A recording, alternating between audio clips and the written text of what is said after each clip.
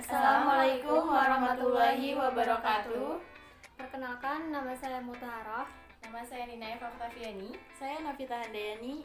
Kami dari kelompok 5 ingin mempresentasikan tentang proses organisasi, dasar organisasi, dan wewenang. Saya akan menyampaikan bab perorganisasian. Perorganisasian merupakan suatu proses untuk merancang struktur formal, mengelompokkan dan mengatur, serta membagi tugas atau pekerjaan di antara para anggota organisasi agar tujuan organisasi dapat tercapai dengan efisien. Dalam perorganisasian ada proses pengorganisasian. Proses pengorganisasian merupakan kegiatan-kegiatan utama yang harus dilakukan para manajer dalam kegiatan perorganisasian. Proses perorganisasian memiliki dua tahapan yang dimulai dari pembagian kerja sampai aktivitas koordinasi kegiatan yang terdapat pada bagian jenjang organisasi.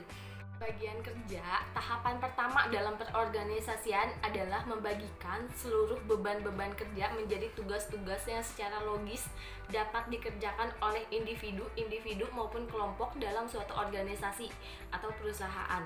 Departementalisasi, tahapan kedua dalam proses perorganisasian adalah mengelompokkan tugas-tugas dan sumber daya manusia yang memiliki kesamaan rumpun tugas dalam suatu kelompok.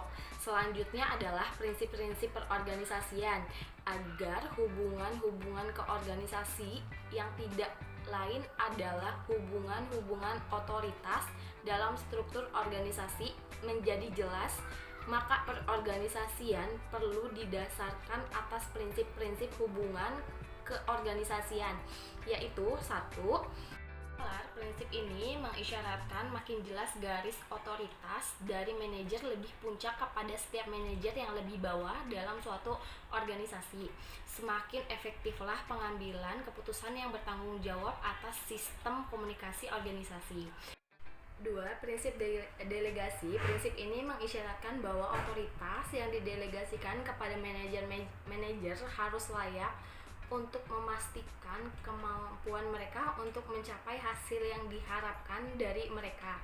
Prinsip kemutlakan tanggung jawab. Prinsip ini mengisyaratkan bahwa tanggung jawab para bawahan kepada atasan atas prestasi adalah mutlak dan para atasan tidak dapat menghindari tanggung jawab atas kegiatan-kegiatan tiap unit organisasi di bawah lingkup otoritas mereka.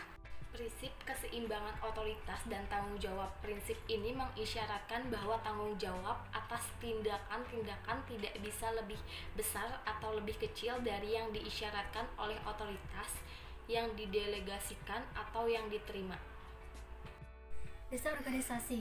Dasar organisasi adalah sebuah proses memilih dan mengelola aspek-aspek struktural dan kultural yang dilakukan oleh para manajer untuk mengendalikan kegiatan apa yang diperlukan untuk mencapai tujuan bersama. Dasar organisasi adalah tentang cara dan alasan barang yang dipilih. Ini merupakan jenis tugas manajer yang mengharuskan untuk menyeimbangkan keseimbangan tekanan dari luar dan tekanan dari dalam. Mencapai keseimbangan yang tepat dapat membantu dan memastikan organisasi dapat bertahan lama. Lantas, apa pentingnya dasar organisasi bagi organisasi?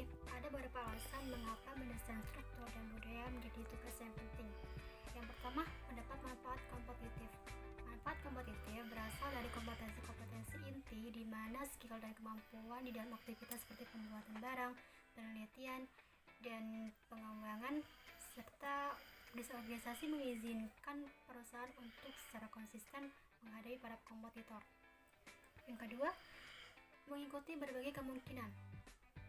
Pada saat sebuah organisasi membuat satu aksi dan membuat tujuan-tujuan, maka harus mengorganisasi sumber yang bisa mengikuti berbagai kemungkinan. Yang ketiga, mengatur perbedaan. Perbedaan ras, gender, etnis dari anggota-anggota organisasi mempunyai implikasi-implikasi penting bagi nilai organisasi dan juga keefektifan bagi organisasinya. Organisasi harus mendesain satu struktur yang dapat mengoptimalkan pemanfaatan bakat-bakat di dalam struktur kerja yang berbeda dan untuk mengembangkan nilai-nilai yang mendorong masyarakat untuk bekerja sama. Yang keempat, meningkatkan efisiensi. Organisasi ada untuk memproduksi barang dan jasa yang dibutuhkan oleh masyarakat. Semakin baik fungsi organisasinya, semakin baik pula penghargaan yang diberi kelima, meningkatkan inovasi.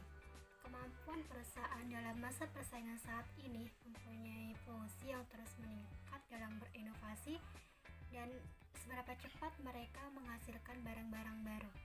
Pengertian wewenang. Wewenang dapat diartikan sebagai hak untuk memerintah orang lain untuk melakukan atau tidak melakukan sesuatu agar tujuan dapat tercapai. Teori wewenang dibedakan menjadi dua pandangan. Satu, pandangan klasik. Pandangan klasik yaitu manajer memberikan perintah, perintah dipatuhi.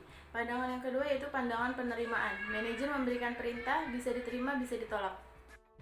Jenis-jenis wewenang. Jenis-jenis wewenang dibedakan menjadi 3 jenis. Satu, wewenang lini atau line authority. Wewenang ini adalah wewenang manajer yang bertanggung jawab langsung di seluruh rantai komando organisasi untuk mencapai sarana organisasi. Yang kedua ada wewenang staff atau staff authority.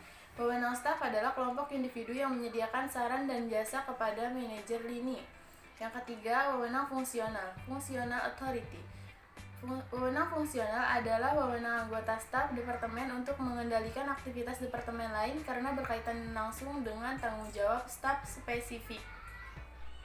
Sekian presentasi dari kami, kurang lebihnya mohon maaf. Wassalamualaikum warahmatullahi wabarakatuh.